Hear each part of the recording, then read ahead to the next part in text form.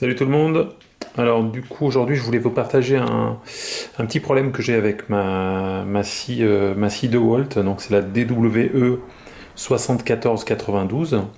Donc voilà, c'est la remplaçante hein, de la DWE 74.5, donc 745. Donc en fait le souci que j'ai remarqué, comme la version précédente, cette version-là a un démarrage qui est assez brutal. Donc dès qu'on appuie sur le bouton de démarrage, là, le moteur en fait prend tout de suite les tours. Cette version-là en plus a un moteur un petit peu plus puissant parce que là on est sur du 2000 watts. Et bon, au-delà du fait que c'est vrai que ça impressionne un peu quand on la démarre, mais bon, il n'y a pas plus de danger que ça, hein, c'est juste que c'est impressionnant. J'ai quand même remarqué un problème lié à ça, c'est que lorsqu'on utilise des traîneaux, donc un chariot de coupe, du coup, j'ai l'impression qu'il y a tellement de puissance en fait qui arrive sur la lame au moment du démarrage que la lame en fait a tendance à légèrement, je sais pas si elle se vrille, si elle se tord, si elle se, en tout cas, on voit que quand le chariot est déjà positionné, au moment où je démarre en fait le moteur, je vois que j'ai des petits copeaux en fait qui partent sur le bord de la rayure. Et voilà. Et donc ça c'est un souci parce que finalement, au fil des redémarrages, la rainure en fait dans laquelle glisse la lame s'abîme, donc devient de plus en plus large. Et donc voilà, bah, du coup cette rainure, elle a quand même le bord de cette rainure a quand même un intérêt, c'est qu'il empêche justement la pièce qu'on est en train de couper, bah, du coup de faire des micros, finalement des micros des copeaux, des débris en fait. Et donc ça fait que la coupe va être peut-être un peu moins propre si cette rainure finalement a été élargie au fil des redémarrages.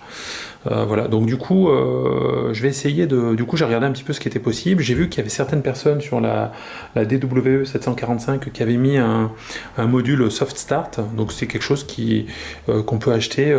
Donc a priori, celui que tout le monde met là, c'est quelque chose qui vient c'est quelque chose qui est présent sur les scies Makita. Donc c'est une pièce de chez Makita. Voilà, donc je vais essayer donc ça coûte pas très cher, hein, j'ai acheté ça une quinzaine d'euros. Je vais essayer de la monter sur cette scie là, et puis je vais vous montrer un peu ce que ça donne, et est-ce que ça corrige le problème. Donc je vais essayer là tout de suite de vous montrer déjà le problème que j'ai constaté. Donc là j'ai mis juste une petite planche de MDF.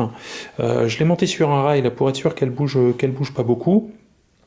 Et je vais faire la première rainure, voilà, sans redémarrage, juste la première rainure, là, on va regarder qu'elle est propre, on va vérifier qu'elle est propre, et derrière je vais redémarrer la scie avec la lame positionnée à l'intérieur de la rainure, et on va regarder ce que ça, voilà, est-ce que ça l'abîme ou pas, quoi.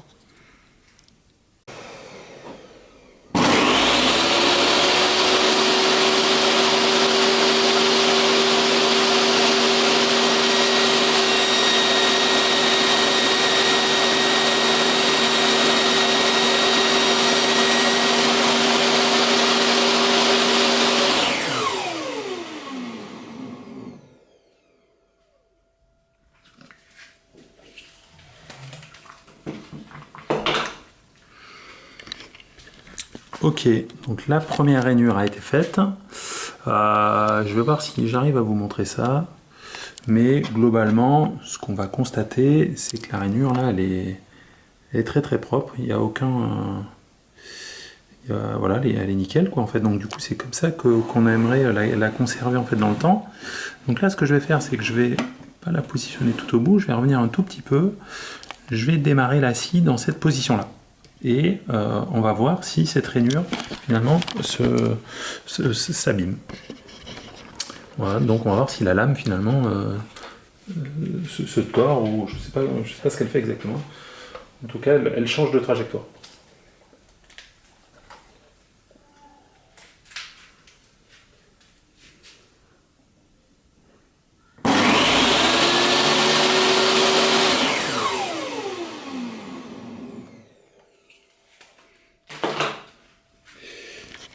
Donc là, alors là, en tout cas, moi je le vois très très bien. Là, on voit tout de suite, je vais reculer un petit peu là, voilà. On voit tout de suite ce qui s'est passé là. Donc, comme je vous l'ai dit, hein, la plaque, elle est sur un rail, donc elle a normalement pas bougé. Malgré ça, j'ai senti au démarrage qu'elle bougeait un petit peu, et on le sent parce que la lame finalement est venue l'attaquer un petit peu sur le bord. Hein. Donc, on voit bien que là, j'ai finalement la lame qui a bougé à droite et à gauche. Hein. Donc, ça fait on le voit très bien ici là. Je pense que ça se voit. Je pense que ça se voit bien. Voilà. Et donc le problème que j'ai, donc là ça c'est sur du MDF, mais sur des chariots qui sont en contreplaqué par exemple, du coup ça fait il y a des éclats en fait hein, qui apparaissent un peu partout. Et ça le fait donc sur les coupes droites, sur les coupes à 45 degrés. Et donc le chariot ça abîme finalement, au fil du temps. Donc je vais essayer de rajouter maintenant le module Soft Start. Alors la petite particularité, c'est pour ça que je fais cette vidéo aussi, hein, par rapport à... Parce qu'il y a déjà pas mal de vidéos en fait, qui existent sur la DW 745 qui expliquent comment monter ce module. Donc si c'est la scie que vous avez, vous pouvez aller directement regarder ces vidéos-là.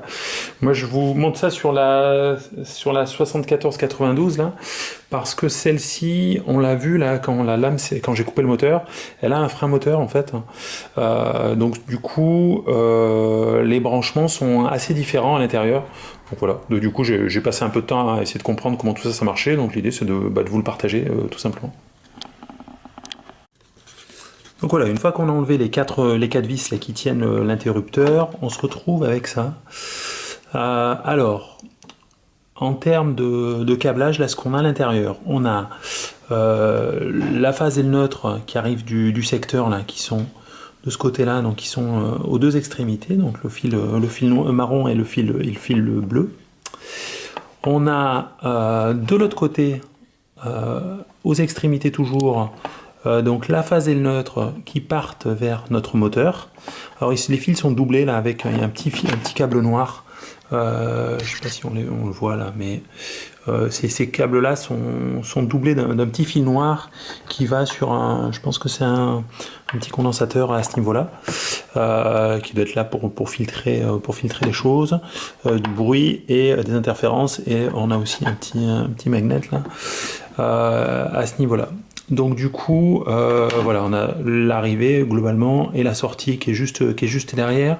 Et on voit qu'il y a des câbles au milieu. Et les câbles du milieu, je pense qu'ils correspondent au frein moteur, d'après mes recherches. Voilà. Donc du coup, une fois qu'on a compris ça, on va parler de ce module-là. Donc ça, c'est le module qui est présent sur les Makita. Donc on voit qu'il y a trois fils, hein, donc A, B et C, qui sont derrière. On voit que le fil A va aller directement sur la phase ça va être la phase qui arrive de l'interrupteur. Le fil B, lui, il va aller sur le moteur. Et le fil C, lui, il va aller du coup sur le neutre qui arrive de l'interrupteur et sur le neutre du moteur. Voilà. Donc après, comme sur ces... du coup, on voit qu'il n'y a pas de terre là-dessus. Et voilà, donc du coup, la phase et le neutre, là, ils sont... je suis pas sûr que l'ordre soit très important, mais voilà. Donc du coup, ce que j'ai fait derrière, parce que ce module-là, il est vendu avec des fils dénudés, donc j'ai rajouté du coup des petits connecteurs. Alors j'ai mis des mâles, des femelles, donc j'ai essayé de regarder un petit peu en fonction de ce sur quoi ça devait être branché. Et pour faire le Y, puis il y a un Y qui est à faire au niveau du connecteur C du coup. Et du coup, j'ai préparé un câble séparé, donc avec une partie qui va aller dans l'interrupteur et l'autre partie qui va pouvoir faire le Y, là, donc avec une partie vers le moteur et une partie vers le module, vers la patte numéro C, justement du module. Voilà, donc du coup, je vais tester tout ça et on va regarder si ça marche. Ok, donc je viens de tout connecter. Et puis du coup, on va voir si ça fonctionne maintenant. Donc voilà, il y a eu juste le raccord là où j'ai rajouté un petit peu de scotch isolant pour pouvoir, pour éviter qu'il y ait des faux contacts en fait, ou des courts-circuits à l'intérieur du boîtier. Voilà, bah du coup on va regarder si ça marche. Alors, là c'est un peu l'effet surprise et est-ce que ça va exploser ou pas?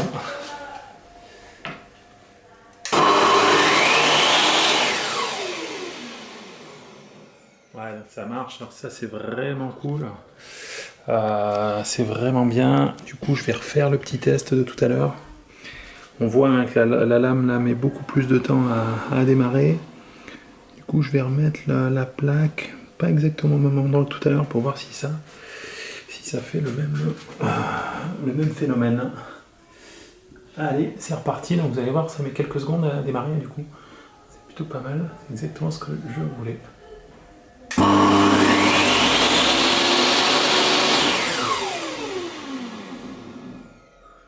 Voilà, le frein fonctionne toujours. Et j'ai quand même eu un petit peu, on le voit un petit peu, alors ça c'est celui de, on va essayer de voir si on y voit quelque chose.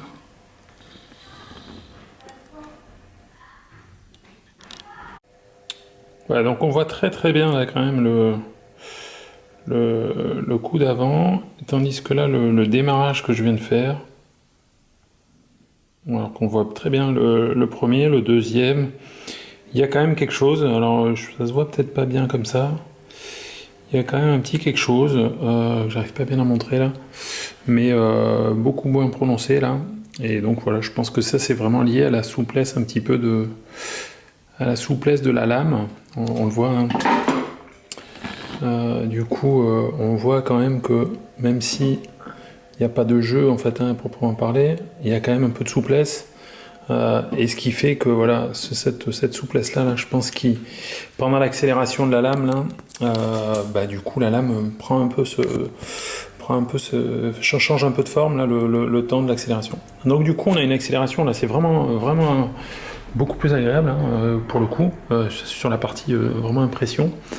C'est vraiment beaucoup plus agréable avec une accélération qui prend voilà, quelques secondes.